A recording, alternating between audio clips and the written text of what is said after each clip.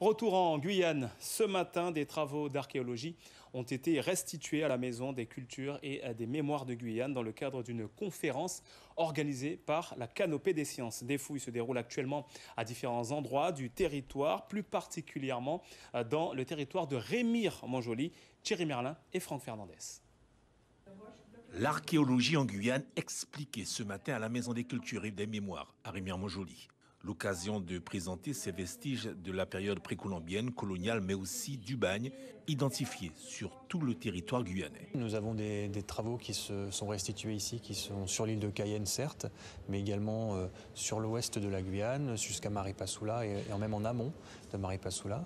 Et puis, effectivement, les travaux se passent, il y a des travaux collectifs qui traitent de tout le territoire. Et plus particulièrement dans la région du Remire-Montjoly. L'archéologue Lydie Claire a présenté ses travaux effectués sur l'habitation Beauregard, un site précolombien qui a, semble-t-il, livré quelques secrets.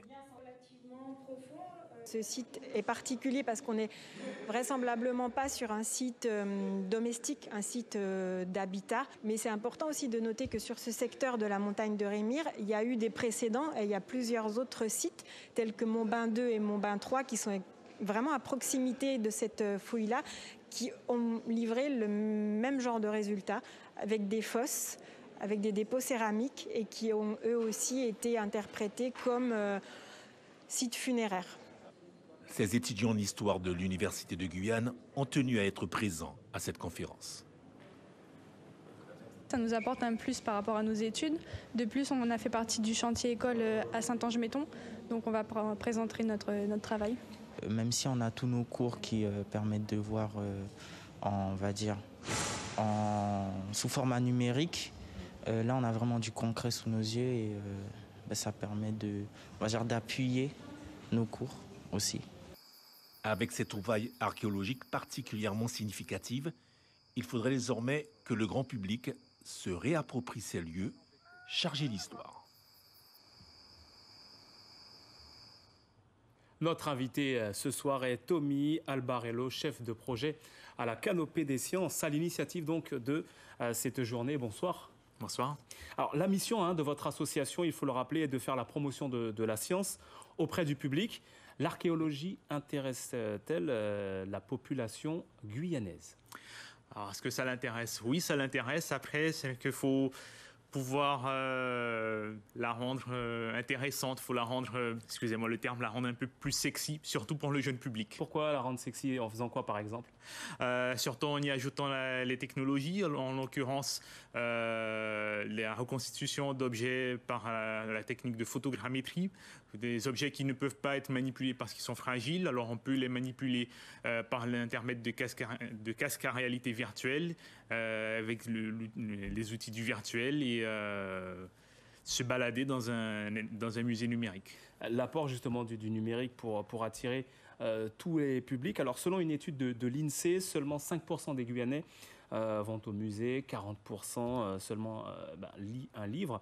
La science est en permanence dans notre quotidien. Pourtant, quels sont les publics avec qui vous avez du mal avec qui vous avez du mal à toucher cette question de la science, que vous avez du mal à captiver, à capter?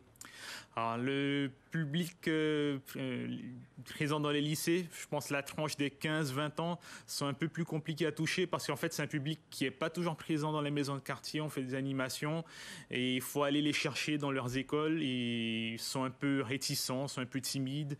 Quelques-uns sont intéressés, mais il faut vraiment faire l'effort justement de faire de la médiation scientifique envers ce public. Alors, on sait aussi que la science est plus accessible à certains publics qui ont plus accès à la connaissance.